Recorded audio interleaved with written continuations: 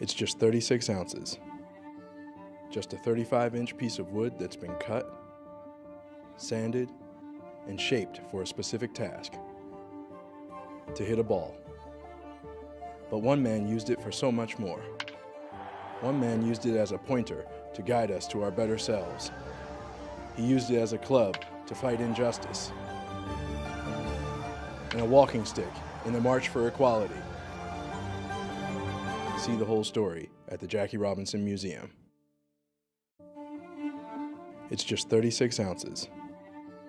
Just a 35-inch piece of wood that's been cut, sanded, and shaped for a specific task: to hit a ball. But one man used it for so much more. One man used it as a pointer to guide us to our better selves. He used it as a club to fight injustice, and a walking stick in the march for equality. See the whole story at the Jackie Robinson Museum.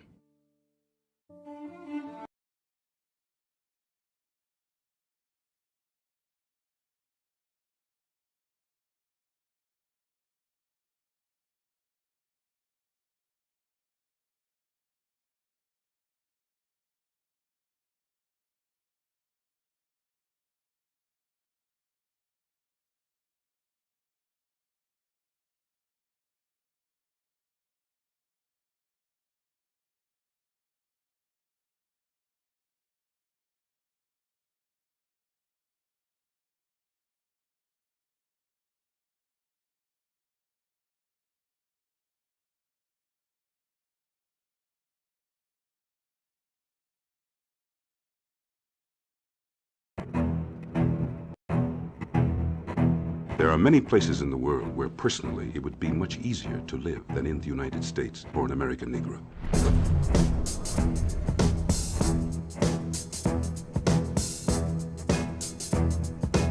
I've been asked to express my views on Paul Robeson's statements in Paris.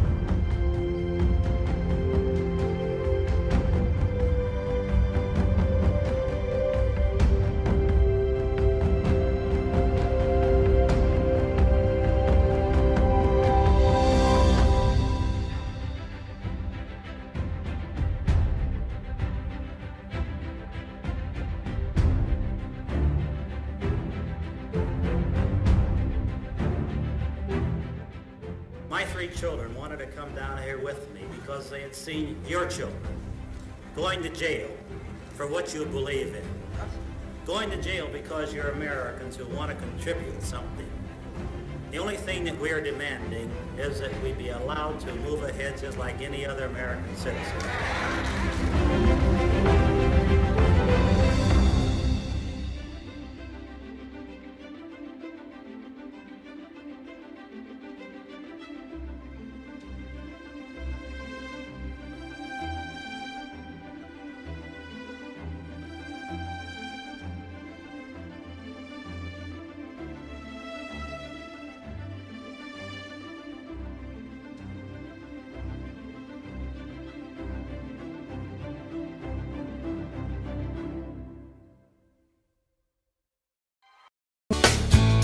JRF means family. They helped me understand that the sky was the limit and the world was mine. We're high-reaching, we're motivated, and we're out to make a difference.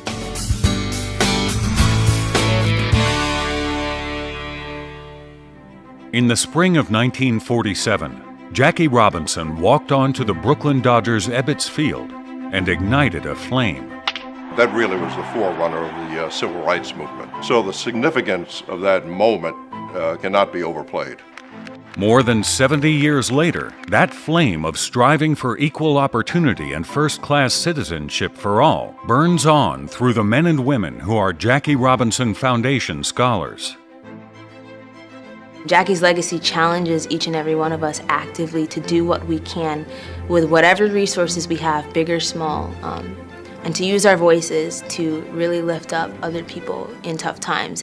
In 1973, Rachel Robinson set out to perpetuate the legacy of her late husband by providing educational opportunities to highly motivated students of color. Our family had always had special interest and concern and value for education. We know that education is the key to a better life. Well, Rachel Robinson's vision was that while financial assistance is critical, supporting students through year-round mentoring, networking opportunities, and practical life skills training is equally important. We talk about Jackie Robinson and breaking barriers. It's because of this foundation that I have been able to break so many barriers. Widely acknowledged for its highest standards, the foundation has supported over 2,200 scholars on over 280 campuses, with more than $128.5 million in scholarship assistance and direct program services. Our impact is clearly evident in the numbers. JRF scholars boast a consistent, nearly 100% graduation rate. But what's more, Jackie Robinson Foundation scholars self-actualize. They go on to become leaders in their fields and in their communities. One of the keys to the success of the Jackie Robinson Foundation is our mentoring and leadership program, wherein we get all the scholars together so that they can go through a pretty intensive program of life skills, career skills, and also have the opportunity to network with one another and meet people who will be influential in their lives.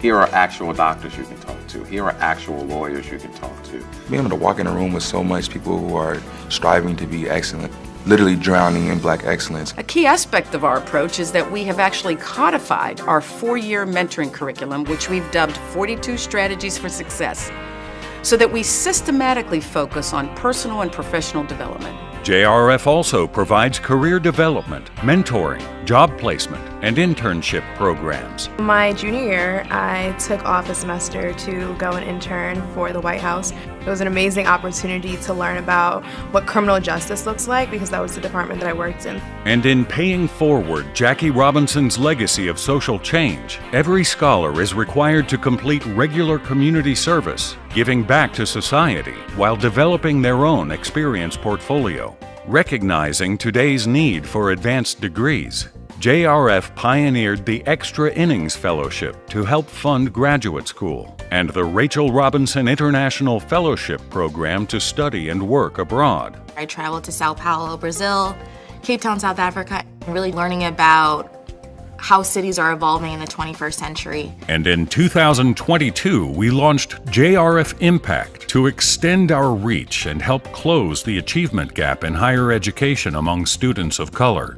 This, we believe, is a way to address that and get out a lot of the real success stories and real benefits of the program elements from Jackie Robinson Foundation, and now cascade and scale and extend that to other students across the country. And to expand that reach even further, the foundation opened the doors to the Jackie Robinson Museum in 2022. The museum will educate visitors about the man who broke a major social barrier to help ignite the modern civil rights movement. It will inspire visitors to seek social change, and it will challenge visitors to positively impact other lives. Everyone wants to have a tangible impact and give back to their communities. And I think that's something that's very inspiring to me, to be able to be around other people who feel that same way. So through the Jackie Robinson Museum, through our JRF Impact Program, and through our continuing support of JRF scholars who are tomorrow's leaders, the foundation will work to keep the flame ignited all those years ago by Jackie Robinson burning bright.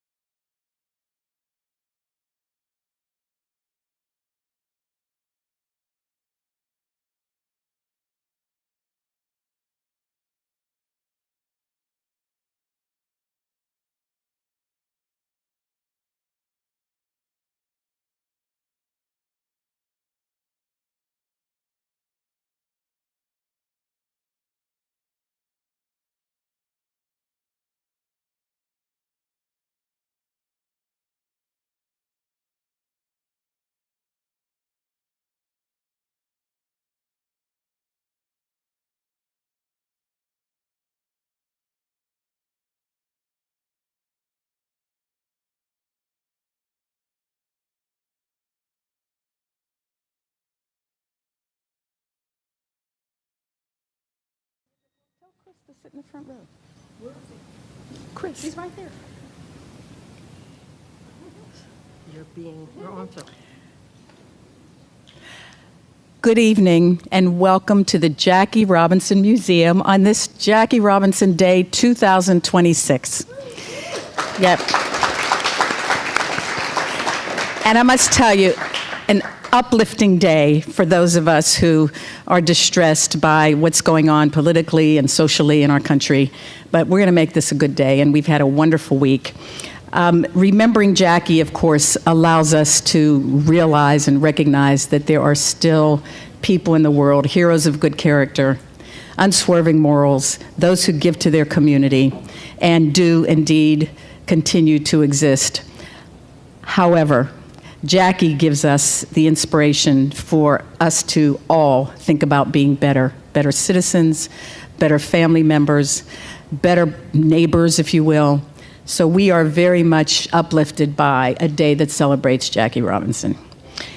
I will say we are streaming this event, and this is our first museum members-only event. We were somewhat pressed to limit the number of people tonight.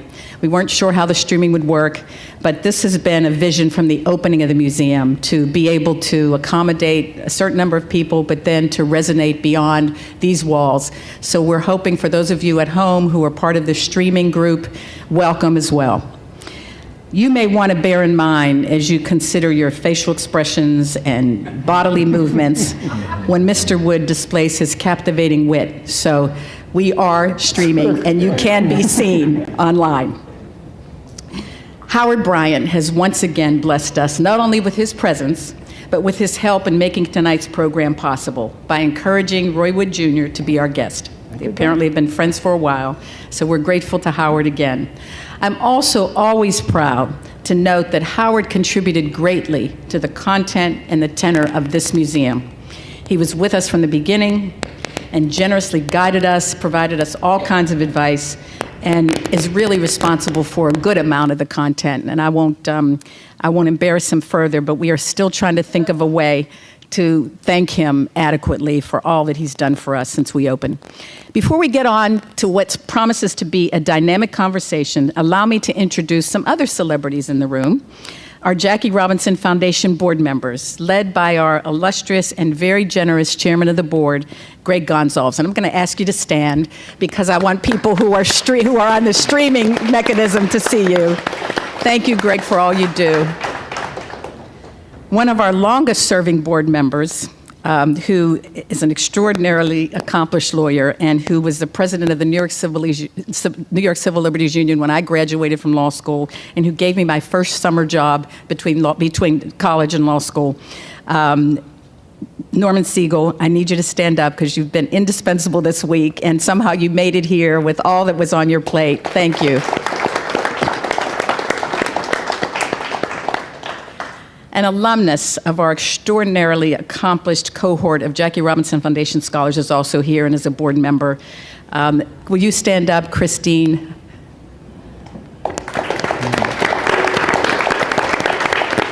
Thank you for being here. And one who needs no introduction in any forum, sports, film, or otherwise, the legendary film producer, director, producer, and actor, which was not on his resume, and another very generous benefactor of the Jackie Robinson Foundation, Spike Lee.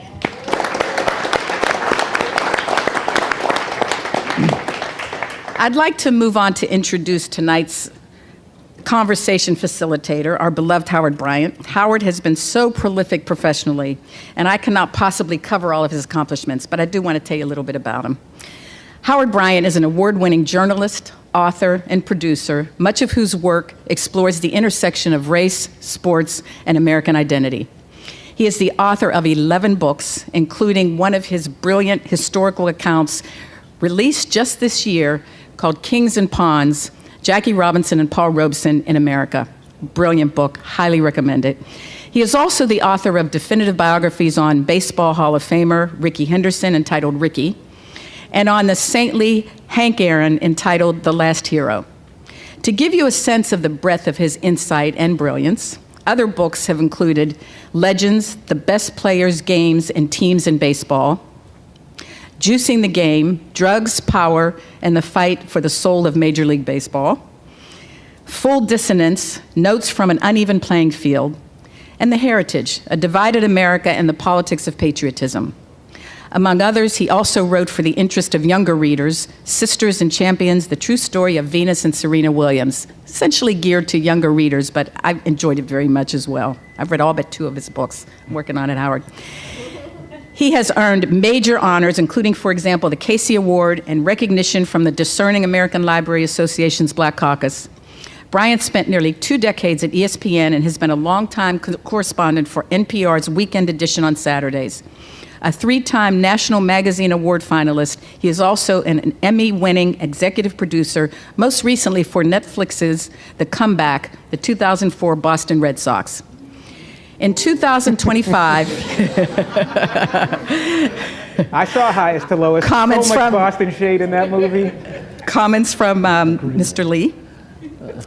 In 2025, Howard launched his own production company, Holly Road LLC, continuing his work across journalism, film, and television. We are also honored to welcome Roy Wood Jr. tonight. And again, I will highlight his prolific career and leave you to the internet for more details because it was about 2 pages, single-spaced, and that wasn't even the one he wrote. That was one somebody else wrote. But let me try to get on with what we want to do tonight, and I'll give you some highlights. Roy Wood Jr. is a comedian, actor, writer, Emmy-nominated producer, and avid baseball fan. He is known for his incisive, socially conscious humor, rising to national prominence as a correspondent on The Daily Show with Trevor Noah, later guest hosting in 2023 and headlining the White House Correspondents' Dinner, which garnered the highest ratings for that event since 2017. Pretty impressive. Many of you know of Wood's highly acclaimed Comedy Central stand-up specials, Roy Wood Jr., Father Figure, Roy Wood Jr., No One Loves You, and Roy Wood Jr., Imperfect Messenger, all a lot of fun. His film and television acting credits include co-starring with John Hamm in the long-awaited Fletch remake, Confess, Fletch, and appearing in Only Murders in the Building, Better Call Saul, and Space Force. Wood began his comedy career at 19 while attending Florida A&M University. Beyond entertainment, I could go on and on in this topic. Wood is very active philanthropically, supporting education, literacy, and workforce development initiatives in his hometown of Birmingham, Alabama, while continuing to develop new television and film projects as a writer and producer. He's here with us tonight, and I want to welcome them. But before I do that, there is another celebrity in the room, and I know she's going to be mad at me for introducing her because she's a very low-key, real classy lady. But I do want you to stand up, if you don't mind. Miss April Brown, who is Major League Baseball's Vice President of Community Development.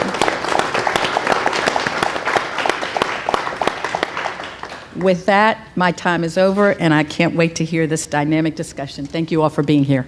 Thank you. There you go. Thank you, Brother Roy. Good to see you, man. Good to see you, man. I was going to say, one of the things that drives me crazy when we do these events is we talk and talk and talk, and no one has any time for questions. So we're going to kind of do a little speed round, talk a little baseball, and to make sure that anybody who has questions can jump in, and we'll just keep it nice and easy. Man, I appreciate you even thinking I'm qualified to be up here, brother. Well, the first thing I wanted to ask you about is, why baseball? I did not know. I mean, I knew you were a baseball guy, and then I am actually pinch hitting a little bit for our boy, Bomani Jones, who was going to do this tonight, but Bo agreed to do it, and then was like, oh, wait a minute, I'll be in Brazil. So he is out of the country. But vacation he booked. That's right, for a long time ago. But just shows that he would always say yes to the foundation. But my thought here was, the first thing Bo said was, Roy's a big baseball guy. And I said, I know. He goes, no, big baseball guy. For me, so I grew up, my journey started in Memphis. We moved to Birmingham when I was in the 3rd grade. It's crack era, it's the peak of white flight. So it's a lot of gang activity in the neighborhood. And there was a boys club that I would go to the boys club, but you have to walk through the projects to get to the boys club. And I figured out over the course of a couple of weeks, if you played athletics, oh, stick mic? Still stick mic. Yeah. So then I figured out if you played athletics, nobody would bother you in the hood. Football was too aggressive, basketball was too aggressive, because I'm 2nd grade, everybody in the hood is 5th grade minimum, so these are grown men you're trying to get in the paint with. And baseball, I just figured out you could belong, and you had your own space, you were part of something, but you were alone. And to me, it's like a beautiful analogy for life. And so, Little League, that was my joint, man. And so, that was around also the same time of the rise of the superstations. So I watched the Cubs every afternoon. I couldn't watch the Braves. We only had one TV with cable. So when my pops came home at night, he wasn't giving up the remote for TBS. So I never saw the Braves, but I saw the Cubs on a regular basis, started seeing Andre Dawson. Sean Dunston is my favorite baseball player. There was just a grit to him. Love Sean Dunston. And like, that started the relationship. I was never really good at baseball.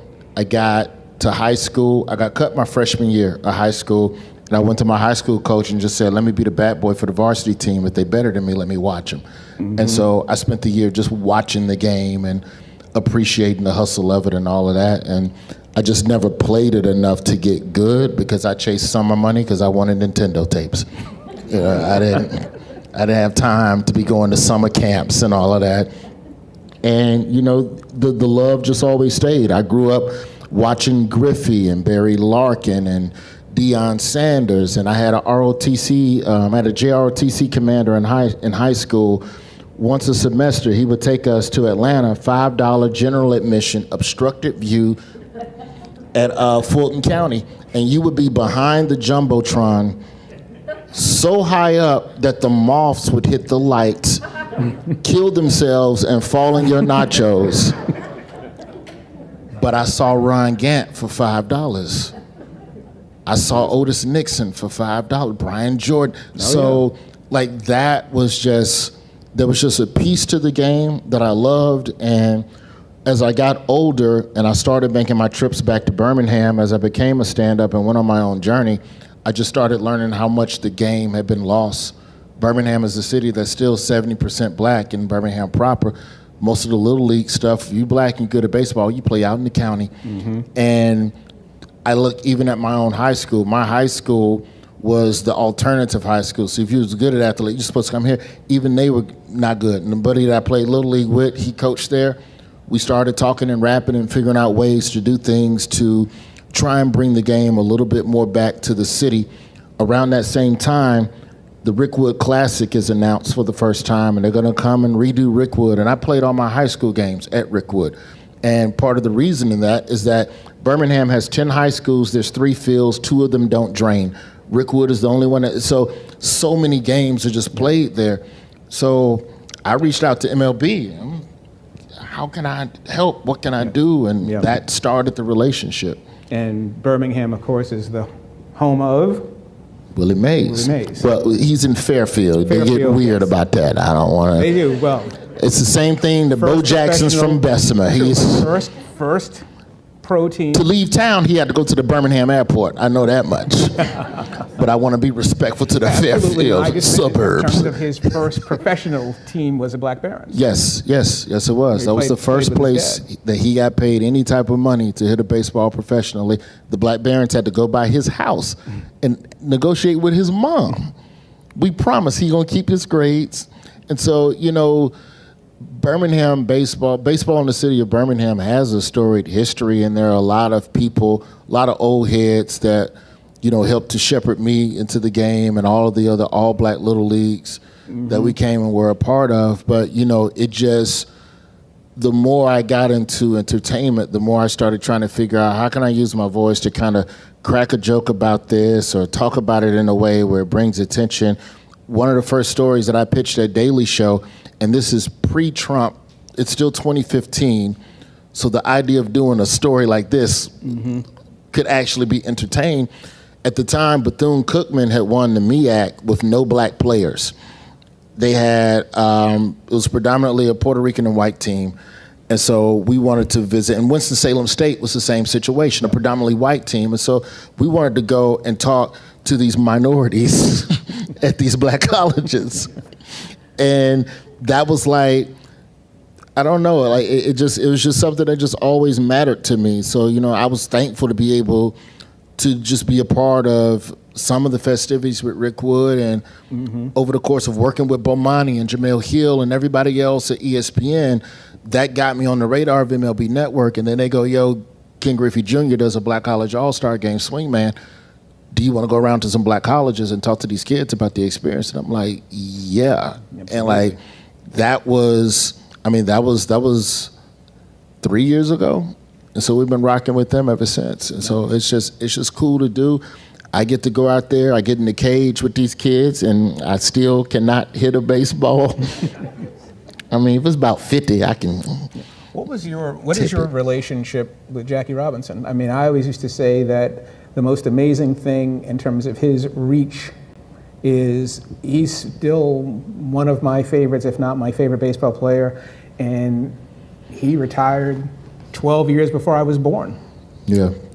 For me, it was the hustle and the grit. My pops told me a lot of war stories. My father was a civil rights journalist in Chicago at WVON, and so my pops, for the greater part of his journalism career, only covered conflicts. He never covered good news. He never, if it was war, if it was riots globally, that's where he went.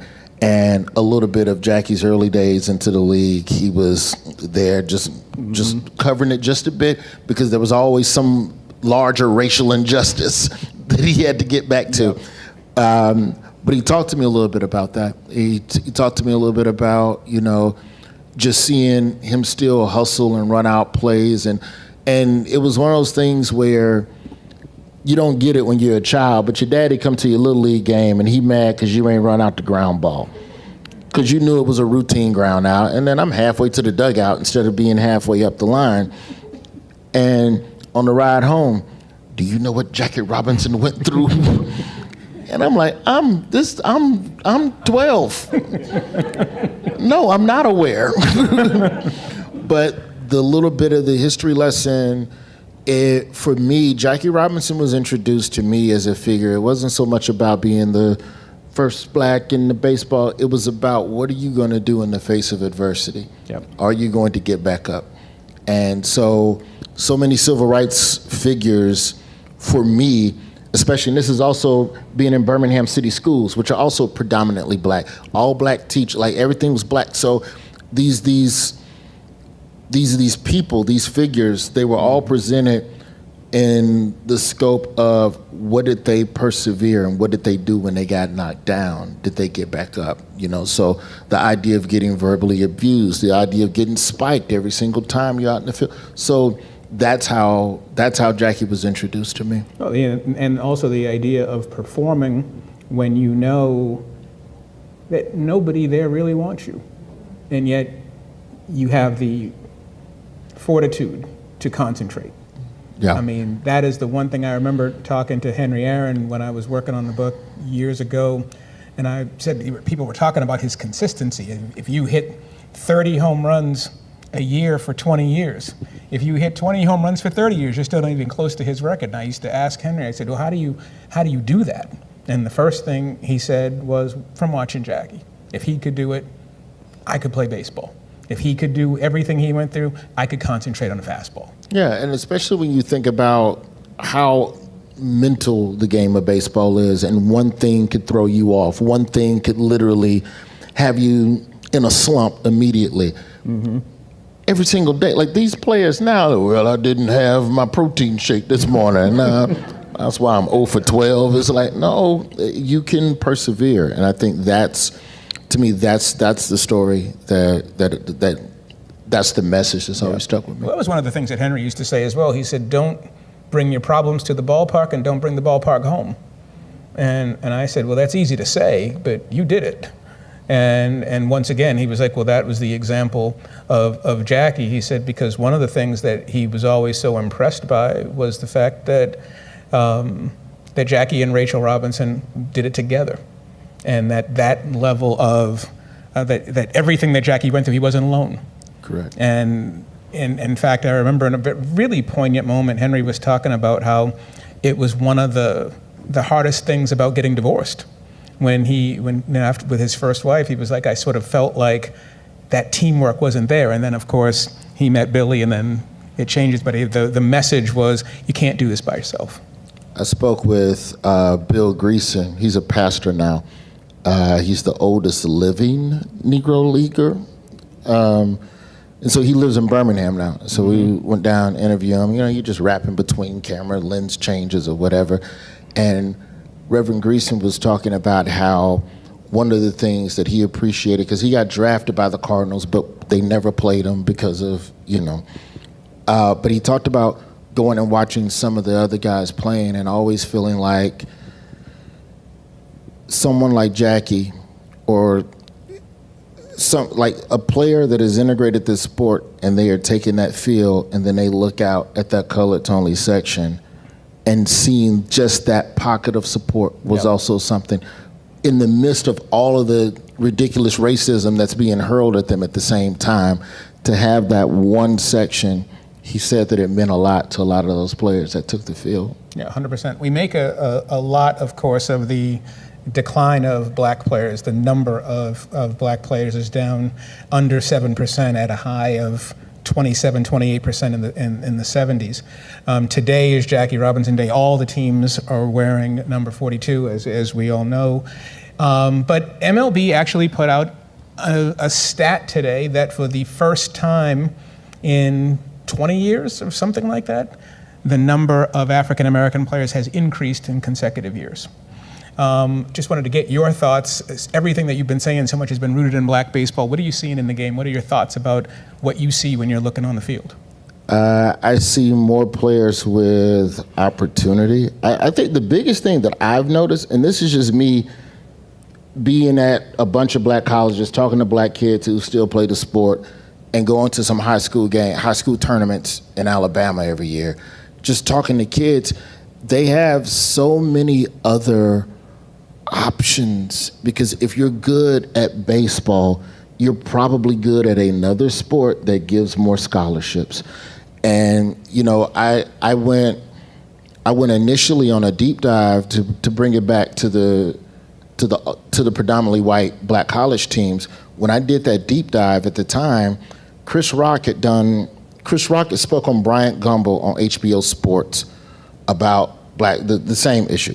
Mm-hmm. And in doing the digging, I started discovering like how much of it, because I entered it with the idea that, Major League Baseball, it's y'all's fault solely and nobody else. And then you start digging and it's like, there's issues with the college program. And this is before NIL is buying all the good kids out of baseball. Yeah. So, it's reassuring. It's good to see. I really wish that they allowed just a little bit more personality in the players. Because you're competing with that, because that's the short attention span thing that we're into now. When I was at the high school, I asked these kids, black kids, I asked them who their favorite players were. Very few had black players coming out of their mouth. Yeah, well, I don't see that many. They don't see that many. Well, I mean, it's also, my attitude on this, and this is a real sore spot for me, and it sort of always has been, if you look for players, you're going to find them. And in the mid-40s, coming out of the war into the 50s, the cheapest source of labor was Negro League players. And that's where baseball looked for a lot of its talent. I maintain that baseball is a white suburban sport reinforced by foreign labor. I mean, that's where it is. Ooh. And if you look at where do you get your players? You get your players in Latin America because they're not subject to the draft. You can buy, this sounds terrible, but it is true. For one first-round American, you can buy 100 Latino players. You're talking about signing bonuses and all of that. And everything else. Okay. When I was covering the A's, and my first year on the beat was 1998, Mark Mulder was a first-round pick. He signed for $3 million. Miguel Tejada was a starting shortstop. He signed for $3,000 when he was 15 years old. So you just do the math, and you see where you're going to get the players and where where the value is in terms of the actual dollars. And when you look at the players, when you look at just the raw economics of it, it gets replaced by this idea that, black kids just don't want to play, and they play football, they'd rather play basketball. But to your point as well, when I was covering the Washington football team back in 2005 or 2006, Alex Rodriguez had re-upped his $252 million contract to That's a $200 million. Rangers deal, right? Exactly. Yeah. But with the Yankees, he re-upped to $275 million. Yeah. And I was there in the locker room with Ronaldo Wynn, Chicago, with Andre Carter, the late Sean Taylor, and a few of the other guys, Philip Daniels, and we were all talking, and they all played baseball as kids. All of them were baseball players. And when it came time to make a decision of who was going to pay for their college, baseball didn't pay for college, so they switched over to football. Still doesn't. And still doesn't. And so the difference between the finished athlete and the finished athlete, up until the mid-'80s, early '90s, baseball wanted to develop players. If you were signed in the Dodgers system, the Dodgers didn't want you to go to high school. Go to college. They wanted to sign you out of high school so they could develop you. But as the money has gotten so much bigger, they need you to already be developed so you can get to the majors fast. So therefore, you're signing more and more college players, and college baseball is 1.5% black. So you're going to get the game you want. That's part of what irks me, man, is that if the recruitment line is 15 years old, and then it becomes 13 years old, then to be good as a 13-year-old, then you need to be in this particular 12 under league, and the 12 under league knows that you want to get signed at 13, 14, so we're going to charge you a little more. We're going to put you in a couple extra tournaments. We're going to put a strain on you. I have a friend right now, her son is in the 4th grade, had the whole spring break laid out. Coach called him on a Tuesday, we're going to do a tournament Saturday. I'm sorry, I remember in Little League, they would send you the schedule at the beginning, and those are the games, and there are no more games. And so the fact that they can just add a tournament 4 hours out of town, that's 2.5 days, 3 days if you run the table and win it. So fiscally you cannot meet that point, and I don't know how this is far beyond what I thought the problem was. Where the city need more parks, they need to pay for little. It's way past that. Yeah. now. Well, at least the thing about it to me is, at the very least, you don't just blame the kids. They don't want to play. That's not true. You put a ball in front of kids, they're going to play with it. One promising thing in the college level, I think that they're supposed to. I don't know if it's implemented this year. But they're supposed to be able to go from 13 scholarships to 17. Yeah. I think 4 more partial scholarships or something like that. But I remember talking to a coach who was really excited because he was saying them 3-4 scholarships. It's a difference between that kid being a point guard or a shortstop. That's right. Well, it's funny that you should say you were talking about football being too aggressive. I remember talking to Johnny Damon one day in the Red Sox clubhouse, and I remember him asking, because he's a big football guy, but he played baseball, and I said, would you let this was during all the CTE stuff, when all the stuff was coming out about the Steelers, and I said to him, would you let your son play football? And he said, absolutely not. And he said, because if he's good enough to play football, he's probably good enough to play baseball. So it's the exact opposite of what you were saying. Let's do a little speed round before we get some questions in here.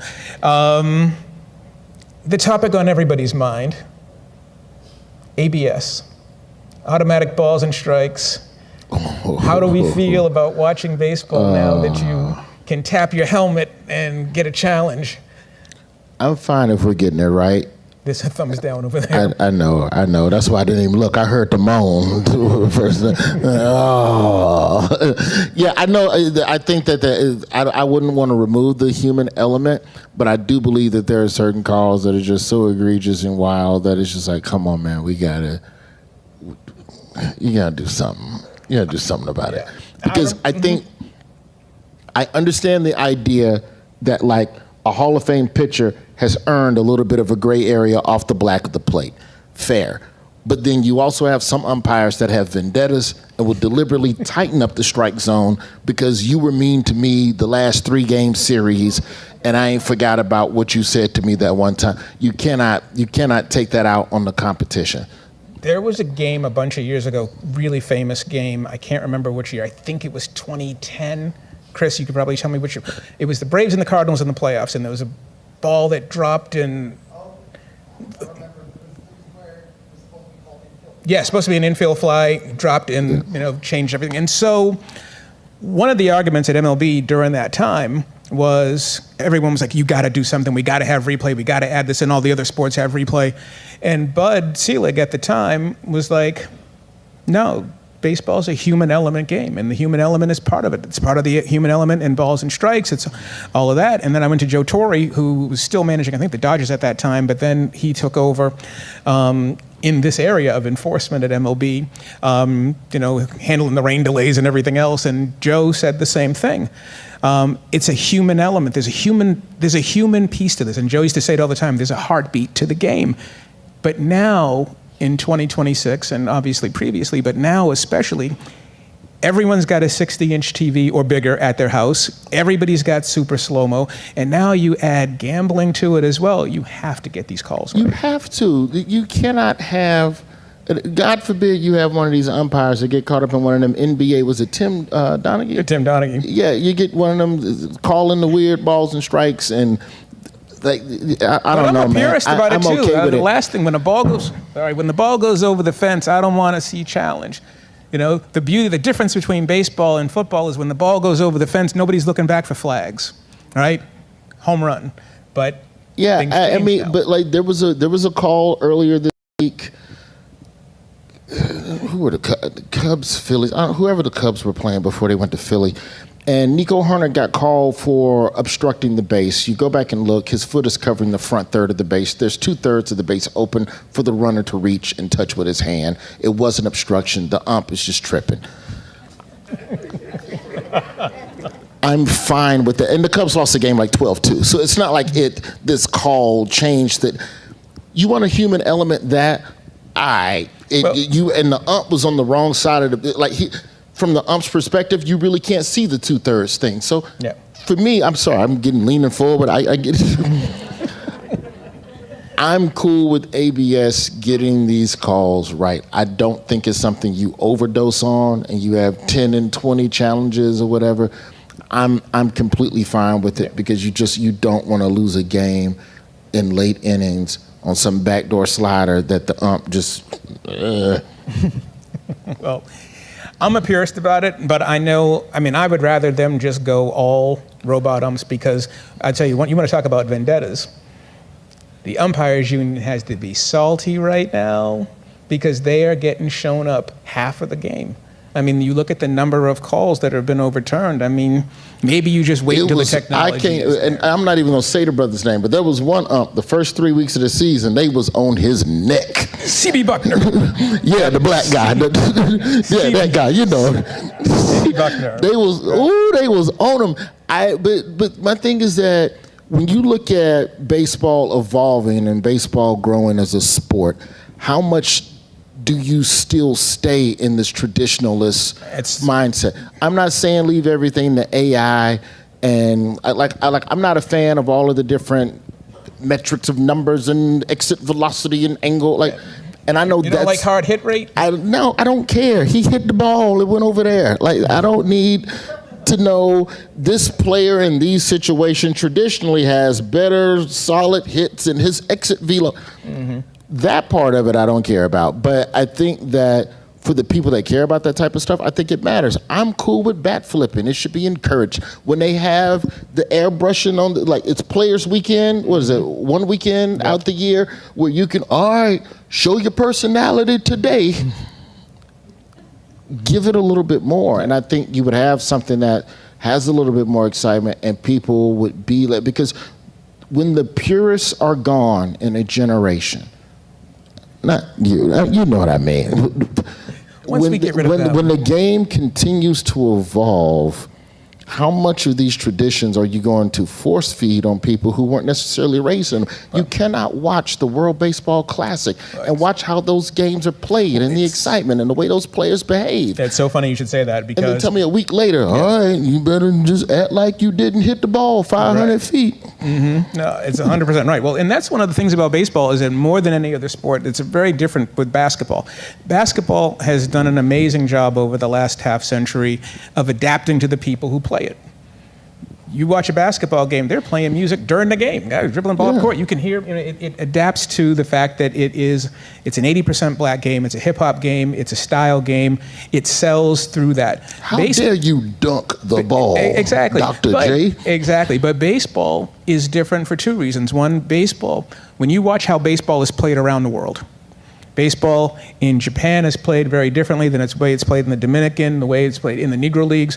But when you come to the big leagues, when you come to Major League Baseball in the United States, suddenly it's 1920 all over again. And if you hit a home run, I'm going to hit you in the back with the next time up. And it has all those old rules. And it also still, because it was a newspaper game, it hasn't adapted to television. It doesn't want you to bat flip. It doesn't want to show style. Remember when Ken Griffey Jr. was coming up, he was taking batting practice with his hat on backwards, and the purists went bananas. They were like, this isn't baseball. And that takes away, and it's really funny to sort of kick it back to Jackie. Nobody played the game with more style than Jackie Robinson. People came to the game to see Jackie's style, to see that level of electricity, to see the way, what he brought to the sport. Yeah. And so baseball is really in between needing that tradition because the game is the same. It's really, that's why you can compare it to the other eras in a way that you can't with the other sports. It's also the one sport where the defense has the ball. So the defense gets to police you. If I dunk the ball, what you gonna do about it? You gonna punch me? But in baseball, I've got the ball. So there is the defense polices the offense in a way that doesn't happen in the other sports. Correct. And so now, what's gonna be really interesting over the next several years is going to be what baseball does with that tradition. We're already talking about robot umps. We've already got instant replay. There is a movement afoot right now to go to regional realignment, which means getting rid of the American and National Leagues, and now you've got the Mets and the Red Sox and the Yankees in the same division, right? I mean, we're talking about bulldozing a lot of those traditions. None of those things, in my opinion, are going to make a 16-year-old choose baseball over football when that time comes. Those things are great for fan experience and pitch clock and bigger bases, but I think you are attracted to the electricity of it. To me, I enjoyed watching Bo Jackson throw somebody out and then hit him with a Mutombo finger wag. Like that, to me, that's exciting, and that's something that brings you to the game. And that brings you to the game. And I think if you figured out a way to allow just a little bit more of electricity in the game, fewer people would care if the game was 2 hours and 40 minutes instead of getting them down. I think the average game is 2:30, 2:20, something like that. And now which it's is going great. back up with the challenges. Which is great. I just went to the Met. I went to Citi Field with Gayle King last week because Gayle King swore up and down the game was boring, and we had to take her and show her. And she's a fan now. We converted Gayle King. Exactly. But we took her to a Mets. Just look at everything that's happening, and it's like you're adding amazing food and big jumbotrons, and there's a fan experience. Kansas City has one of the best fan concourses in the league. You will miss the game walking around the stadium doing activities and activations. But just give me a reason to watch. Just give me a smidge of action. If we're talking about infusing American players into it and really keeping them there, I think that when you talk about basketball and football, even golf, you can fist pump, like you can do something without getting hit in the head with the ball the next day because you dared to be happy. That's right. Well, and the World Baseball Classic absolutely highlighted that. It was like, look at everybody else having fun, and look at the Americans playing for the troops. In real time. It was like in real time. The Italians had an espresso machine in the dugout. Yeah, and the next day, if that was Dodgers Marlins, the next day the Marlins would have an espresso machine and then bashed it to show you don't drink espresso, and I feel I think that Jackie Robinson Day, we honor a man who played the game his way, and the game, I think now in the present day, needs to learn that lesson and that you have to accept more players, especially the black players who play the game their way. And you'll see just the numbers go up. It'll take a generation, but I think it can happen. Yeah, and that is the one concern that I've always had with Jackie Robinson Day is, are we celebrating the past or are we celebrating the present and the future? I don't like when it feels like we're celebrating something that is gone, when actually Jackie's spirit and everything about him and everything about him as a world figure, as an American figure, is still present. And so you lose that, you lose a lot when you don't feel like you're moving forward. Does anybody have any questions for us? One question. This is great. I'm really happy to be here and celebrate this day. Just want to point out that the Dodgers' second greatest second baseman passed away last week. Davey Lopes was my personal hero. East Providence. I want to just want to say I think the ABS thing actually shows the umpires looking pretty good. I mean, these balls move a lot, and they're coming in faster than they used to, and they are overturning 52 or 3%. But those are the egregious ones that we can all see. I think it's a hard job. I went to the U.S. Open one year, and I decided to sit at the service line just to see how good my eye was. I got them all wrong. I was like, fault, it was all wrong. Nope, that was good, wasn't it? All wrong. I mean, that job to sit and watch a ball coming in at 100 with movement, and to be able to make that exactly. That's true. I'm in baseball. Yeah. I mean, and they do a good job. I think it's 60% for the umps so far. Like, it's been pretty good average. I mean, 97% is not a great number, depending. But to me, it's pretty damn good. Also, a lot of, and to be fair, sir, a lot of the ABS overturns, it was like the seam of the ball barely nicked the square, and it's like, come on, you could have just left the ump alone on that one. My question, though, is you didn't acknowledge this book, which I think is outstanding. My question for you is how you can be a Boston fan, having written this book, and especially with what you guys did for us and gave us Mookie. So I'd like your comments. Well, there's a couple of things I could answer that. How did you grow up a Boston fan? Well, because you grew up in Boston. And although I will say, our generation, we were traitors because all the black elders were National League fans because they integrated first. And so you're sitting there, rooting for Jim Rice and them, and they were like, Cardinals, Dodgers. Cardinals, Dodgers, because of Brock and Gibson and Jackie and Junior Gilliam and all of them. And absolutely shout out on Davy Lopes, East Providence. I love Davy. Davy reminded me of one of my uncles, like the uncle you were afraid of. Like, even when he was like trying to be nice, Davey was no nonsense. Real good dude. Real baseball man. I didn't know, like, in choosing fandom, I didn't know what drama it was to be a Cubs fan as a black person. Like, out the gate. I didn't know. But I didn't. You're supposed to be a I'm in South Birmingham. Sider. You think I know North, South Side? My dad used to interview Ernie Banks, so he put the Cubs on, so I watched the Cubs. Andre Dawson, he got a Jerry curl, that not black. So I root for the Cubs. And then I got on stage in Chicago with a Cubs hat on, and black people like, take it off. Just under their breath. Yeah, the White Sox South Side. Yeah. Yeah, especially after Obama wore it, and now they got the Pope, the Sox is rolling. There's only one of us in the room who has a photo with the Pope, but, you know, like Spike Lee's only one in here. He said only one of us in the room has a photo with the Pope. What can we do? You Spike, what can we say? It's a great photo. He should show it to everybody. Anybody? Yeah, it's over here. Yes. Good evening. My name is Nate White. How you doing? Hello. Thank you for having this event. This is fabulous. My question would be, if Jackie Robinson was here today, what would be your question to him?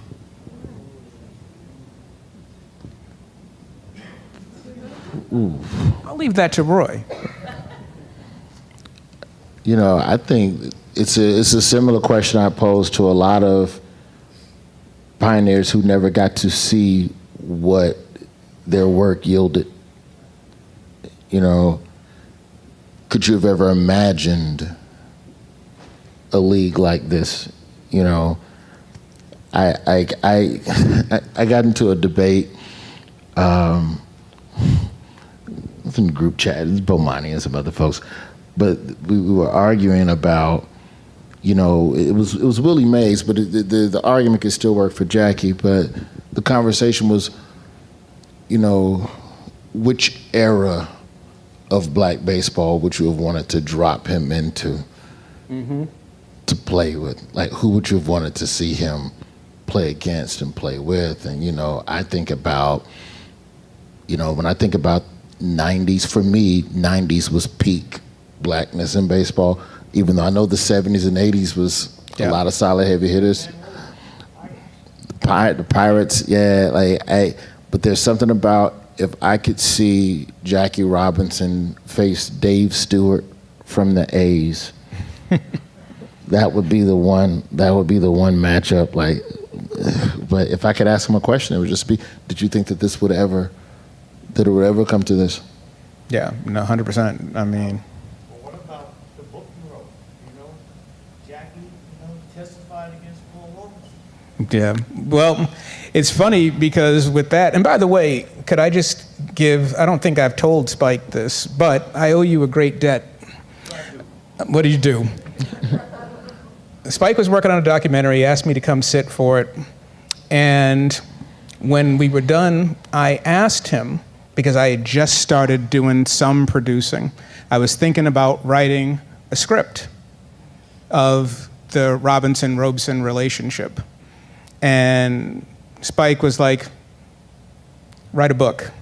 And he said, because books, number one, that's what you do, you write books.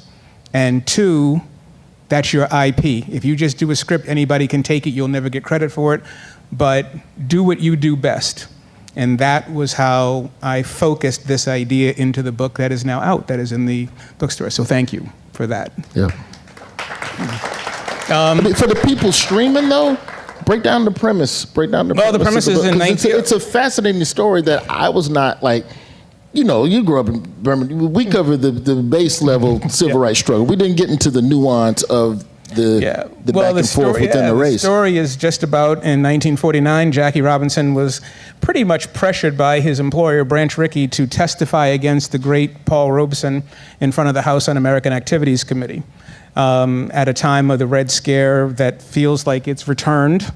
And that's actually the real interesting thing, is that there's so much happening today that echoes what was happening then.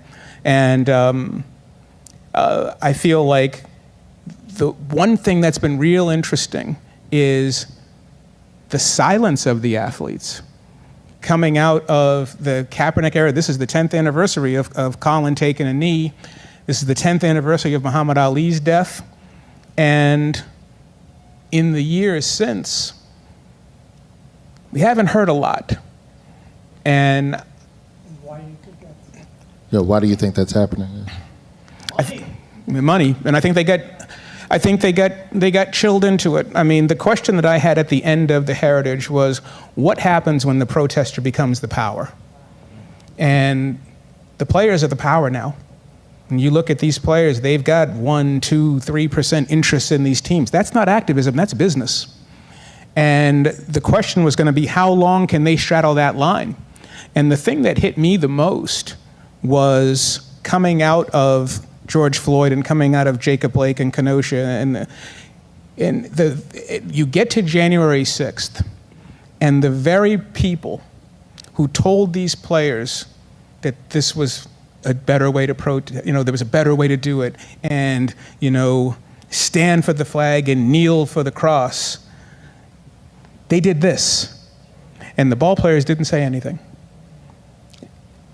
Every one of them who were told to shut up and dribble, we didn't hear anything from them. So I think the answer is, I think that they decided that maybe they'd done their part, or maybe as the great Dr. Harry Edwards would say, it's hard to sustain physical movement, physical protest. It takes a long time. You have to have a real ideology. And so I think they felt maybe they did their part, or they looked around and they saw what happened. They saw what happened to the other guys, and they were like, no. Any other thoughts, questions, comments? Hello? Yes, I have two questions. Oh, yes, sir. I have a question for Roy and a question for you. So the question for Roy, you said you took Major League Baseball down to Alabama and had them fix up the fields. And did you see an impact on children playing sports since then? And then the question for, is it Howard? Howard. You were saying how the numbers have increased for the first time in 20 years for Black Americans, but Jackie Robinson's impact didn't just affect us. So those people that they go to the Caribbeans to get, they wouldn't have been able to play before Jackie either. So why don't they account that as well? I'm sorry, say that last piece one more time. So you said that the number for the last 2 years has increased for the first time in 20 years. But you also said that now the pool of talent, you go to Latin America to get the talent.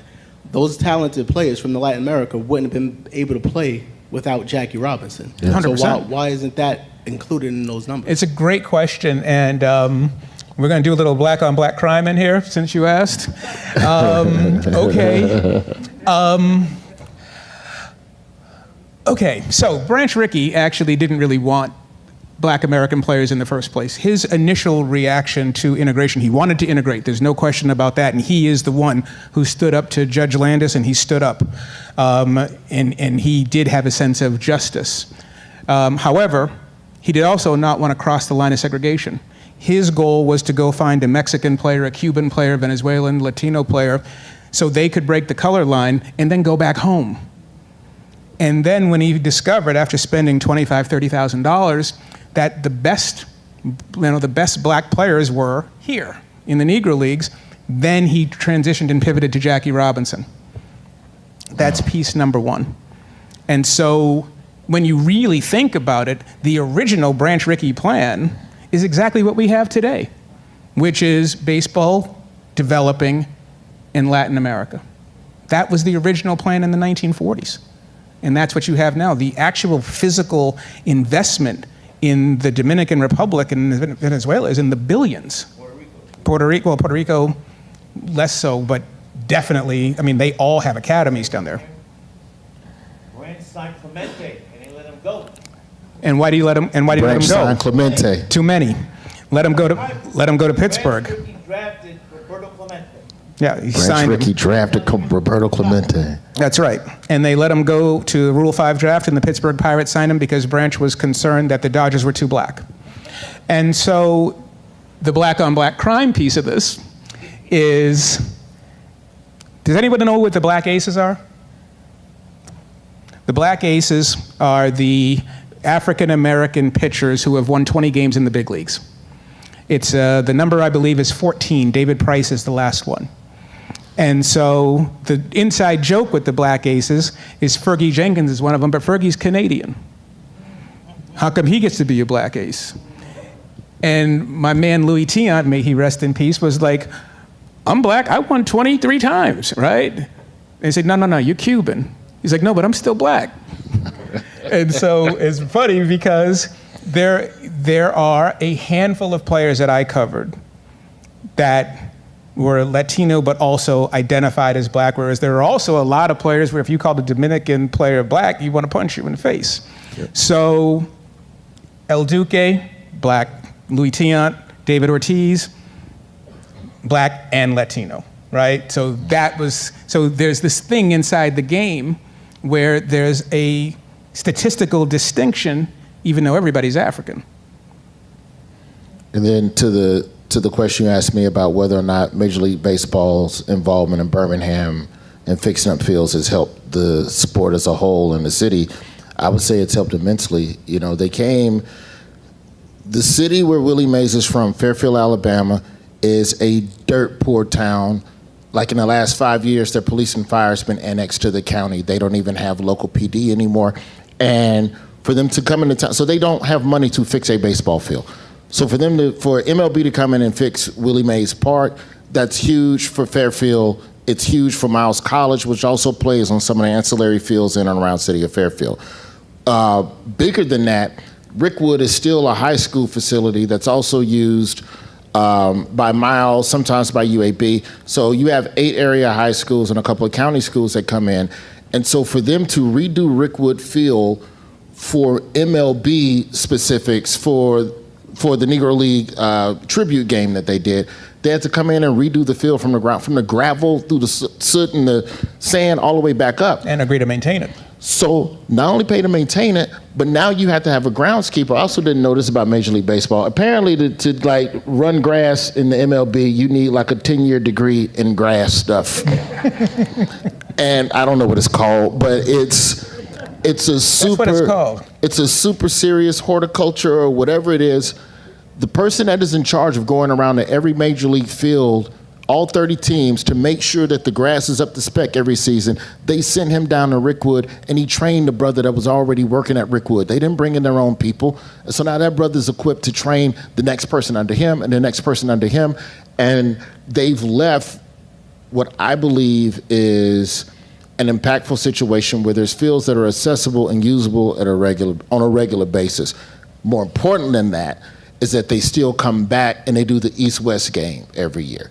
So now you're paying tribute to all of these retired black players in the game at a field as historic as Rickwood, and the folks come out, and it's proof that there's an audience for it. So now when the mayor is out there walking around, I think didn't the first gentleman come, didn't Doug Emhoff come to, he swung by at one time. Like, these people come to the city, it brings a buzz around baseball, and now you have the mayor goes, all right, we'll approve the field. There was an initiative for a baseball complex to be built in Birmingham in a district where the one white city council person did not want it. She fought against it, they won, and MLB hadn't come back to Birmingham for almost a decade after that. And we were talking about a complex that would have had 9 fields. That referendum is back on the table for 2027 now. Yep.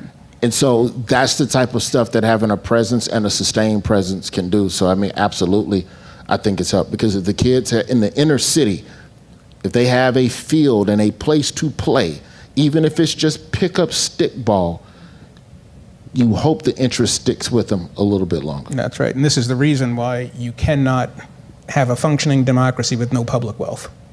I mean, you can rely on corporations, but you need public wealth. and public wealth in this country is virtually zero in so many local municipalities.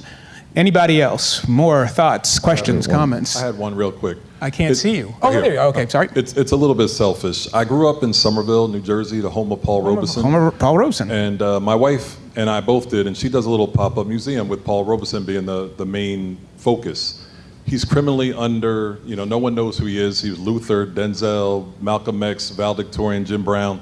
Is there any chance your book could get turned into a Netflix documentary? Or I wrote him 2 letters. But I'm asking you. Let's just say that the way Hollywood works, yes, the phone has rung, but I'll believe it when I see it. This gentleman here, it's coming. Here we go. Mike's on the way. Gentlemen, if Ohtani, the baseball player, and Soto is worth close to $1 billion, how much, comparably speaking, would Ruth and Mays and Mantle and Jackie Robinson and gentlemen like those, how much would they be worth in today's? Jackie Robinson, the newspapers called him an ingrate because he had asked for a $50,000 a year contract. And the newspapers reported that he got it, and that one of the reasons why he was so disliked in the game at the end wasn't just because he was talking about civil rights, but because he had forgotten where he came from, and that he didn't realize, well, doesn't he know how well he's living with a house in Stamford, Connecticut, making $50,000 a year? That story is not true. If you go into the Baseball Hall of Fame, the Major League Baseball used to keep intelligence on all the teams. They're called player cards. And you go into the player cards and you see what everybody's salary is every year. Jackie's salary topped out at $39,000. So the newspaper accounts were incorrect, but just as an idea. The Boston Red Sox in 2002 sold for a record $700 million, which is today one player, which is Ohtani and Juan Soto, who signed for $765. However, this is what we mean when we talk about community, and we talk about leadership, and we talk about all of those character qualities. Willie Mays and Carl Yastrzemski and a lot of players called Curt Flood selfish. And they thought he was an ingrate, not recognizing that he was making $90,000 a year, and isn't that enough? For the rest of his life, Willie Mays complained about how much money he would have made today, watching all the players make the money that they made. And so the question for me has always been not how much would they make today, but would they fight? Would they fight for what's theirs? There was one guy who went to the Supreme Court on behalf of Curt Flood to say the players are the game, the players deserve not only more of the share, but also the right to change teams when their contracts are up. And that was Jackie Robinson. Willie Mays didn't do it. And Henry Aaron, bless you, Henry Aaron topped out at $240,000, 1976. That was the highest. And he was a supporter of Flood, but he was not public about it. And part of the reason was because the players during that time couldn't envision more than that. And so it is interesting, the ones who live the longest see what is possible. Do you think the players today even acknowledge Jackie's legacy? Do you think the players today acknowledge Jackie's They do. legacy? They do, and they're wearing his number, and it's hard.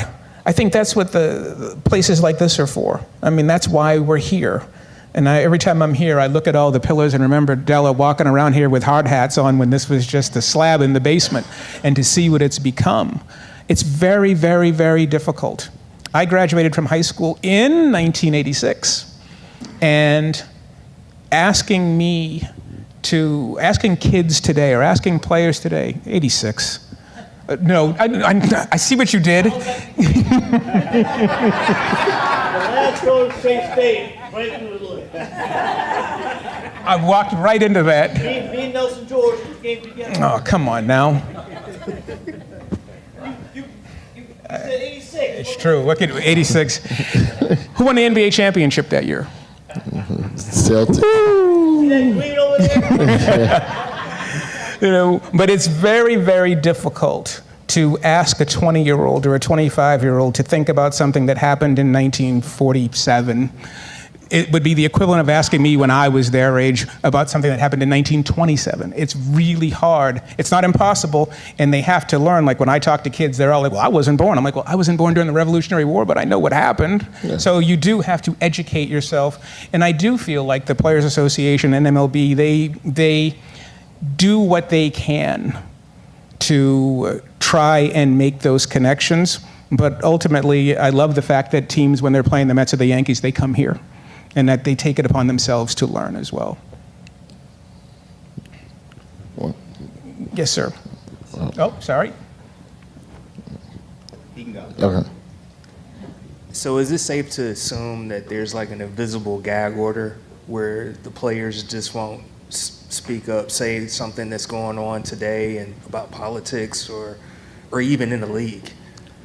I don't think it's a gag order. I think it's more of, like Howard said, you know, just about the money and their brand. Like these players are now, they got whole production companies and energy drinks and endorsements and everything under the sun. And God forbid you choose something political and it hurt the worth of your company, or you don't get as many projects greenlit because you're in bed with a company that... Or they drop you. Yeah, or they drop you. So I think it's, a lot of it is, I'm gonna get mine, and then when I can help you, I help you after I hit my lick, and I got you on the backside. And the backside never comes, you know, just never comes around. No, that's right. Right here? Yes. Sure, I'll ask a quick one. So just going back to that statistic around black players, I guess the population increasing for the first time in a long period of time. Do you think we've reached an inflection point and that's a trend going forward, or do you think that's just a statistical blip? And then also, you've mentioned added flair to the game, you mentioned increased scholarships. Is there anything else that would allow that trend to be more sustainable? Yeah, you got to deal with the economics of it. I mean, you have to deal with the raw structural issues. I remember talking to one of my great friends, Ron Washington, who used to manage the Angels, manage the Rangers, one of the great baseball men. And he was talking about how baseball is starting to resemble basketball and football in that a lot of the new black kids who are coming up are the children of former major leaguers. And so he's like, that's still money. That's, you know, so now you get more black players playing, but you're not addressing the class issue, you're not addressing the access issues, you're not addressing all of those issues that put everybody in this spot in the first place. The number one thing is when you look for players, you're going to find them. And baseball is looking for its players in college. They're looking for their players in the Dominican. They're looking for their players in Asia. And the Asian players are protected in a way that the Dominican players are not. There's a reason why the minor leagues are, I think, 45, almost 50% Latino, but the big leagues are in the 30s. You know, you have so much access to those players, it doesn't even make a difference whether they make it or not, because the level of investment is not very high, because you can buy so many players at that number. Okay, so then how do you, because to everything you just said, it feels like the problem is twofold in that, one, baseball is not looking under all of the right rocks to find the black players that are good. Baseball has to decide if it wants to compete for athletes. I mean, like when people say black players don't want to play, I'm like, Russell Wilson was a baseball player. Jason Kidd was a baseball player. Kyler Murray's a baseball player. I mean, Jameis Winston's a baseball player. Okay, but then why did Kyler choose football? Because the A's were not going to give him what the Cardinals gave him. That's right. Just fiscally speaking, That's if right. It's just about chasing the money. But I mean, like in the sense that, like, part of why Ken Griffey created the Swingman Classic was because he believes that black college players don't get enough visits from scouts, and they put up numbers that are justifiable. So that's an MLB problem to not go and look at those players. But now, if I'm single mom trying to get my child into a school, that's not MLB's problem. how do we fix the economics? And that's not even counting travel ball. God forbid you're good enough to go to a school and get an offer, but you can't get a scholarship. Well, my radical solution, and I talked to Sandy Alderson about this 20 years ago, and he laughed at me, and I said, you shouldn't laugh, because it's a smart move on my part. It's a smart thought. Baseball, the United States is chopped up into television markets. Whenever you've heard stories about the Oakland A's moving or the Nationals moving, or so the Expos moving from Montreal down to Washington, you'll hear about a term called territorial rights, right? Every team is given a piece of the United States as their territory. To broadcast. Yeah, for the broadcast. And I said to Sandy, I said, well, why don't you do that with players? Why don't you get rid of the draft or supplement the draft and build the same levels of academies here, and you have access to those players, right? I mean, for example, I remember one time I was in Oak, when I was covering the A's, 1999, the A's traded Kenny Rogers to the Mets in exchange for Terrence Long. And the next year, in 2000, if Terrence Long didn't make the big league roster, the Oakland A's in the city of Oakland were not going to have a single African-American player. And so we were writing about it, and Billy Bean got all upset, and he called me in, and he was like, hey, do you think I'm a racist? I was like, what's this all about? And he's like looking at all the stories. What are you asking me That's for? how you started the conversation. You think I'm a racist? And he's like, I grew up in San Diego, and I'm a military kid, and I got all these black friends. I'm like, Billy, I don't care. But his point was, and then he takes out a binder, and it's a list of the salaries. And he's looking at Mike Cameron and Ken Griffey Jr. and Barry Larkin. He's like, black players are the most expensive commodity in this game. Do you really think I don't want Barry Bonds on my team? And I said, well, yeah, of course. We can't afford them. We're not even in the running. We're not in the running for any of these players. And so understood. But I said, and when I said this to Sandy, I said, Sandy, then give the territories, give the Texas Rangers Dallas. You think they're not going to compete? He says, the reason why we don't have any black kids on the A's is because why would I develop a kid from Alameda? Why would I develop a kid from East Oakland or West Oakland only to get them drafted by the Yankees? I need control over that kid. The Dominican gives them control. Those academies, you sign those kids when they're 15 years old, they're yours for 6 years. Correct. And so, and Sandy said to me, well, that wouldn't be fair. Then the teams in Florida and California and Texas, they would dominate. I said, is it fair that the Yankees have the biggest TV market? You guys, life isn't fair, right? And besides, there are so many black kids down there that give them 12, 10, 15, and then let everybody else be free agents. Yeah. You don't care enough about exactly. Yeah, yeah. If you care about these players, there are ways to get them. And then you finance it in a way that suffocates travel ball, because then the best players are within the system. And do you really think that a kid growing up in Crenshaw doesn't want to be recruited by the Dodgers to join a Dodger academy? And I don't mean the academies they have now, because that is more public relations, commerce, and it's more growth of the game stuff. It's not player development. I'm talking player development like they do in Real and like they do in Barcelona. Like really Premier League and all that. Give a team the incentive to actually have control over those players. We got to go. Last question. That's a great solution, by the way. Yeah, sister right there. Shit. Hi. I have a friend that was a manager for the Houston Astros, Bo Porter. He's been trying to be a manager ever since. He was a manager. I'm saying he was only a manager once. What would be your advice to him, because he's still trying to be a manager today and it's hard? Do you want me to call him? Bo, yes. I covered Bo his first day in the big leagues in '99, and it was 2000. Sorry, and it was heartbreaking. We were in Las Vegas. He was the final cut. So we're about to leave to start the regular season, and they make the final cuts. We're up in Cashman Field, and Bo came out, and they told him that he didn't make the team. But then the A's made the playoffs later that year, and he was on the postseason roster. Baseball's a closed business, and baseball is a hard business right now. One of the most difficult things is one thing Willie Randolph and I used to talk about all the time was how they just keep moving the goalposts. First, you had to play in the big leagues. Then you had to manage in the minor leagues. And now you don't have to do either of those things.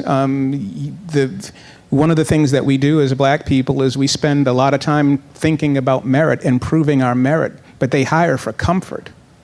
And so you can have the resume, you can have the credentials, but they've got to decide that they want you.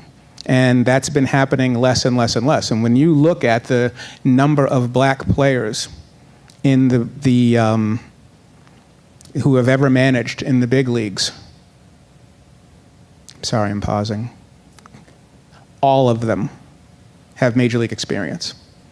All of them had to play in the big league. So the number one prerequisite that you have to have as a black manager is you had to play in the big leagues. You first had to have the world-class talent to make the league in the first place, right? That is an unbelievably high bar first. I mean, not specific to Bo because he played in the big leagues, but this is the change in the game. And so it's very, it's disappointing, but it's also what is happening. Lastly, then, last question. I'll take the last question. What advice would you have for a 47-year-old man who's still trying to make it to the big leagues? Pretty good. Daily Show softball, they still got me, you know. My knees, if you hit it far enough, you ain't got to run, Spank. You jog. I would say I would have two words for you. Savannah Bananas. The Globetrotters. Right. Man, this is a pleasure. My brother. pleasure. Thank you, man. This is great, man. Thank you, man. Thank you. And thank you all. Thank you all. And thank you to the museum as well. This is beautiful. Thank you.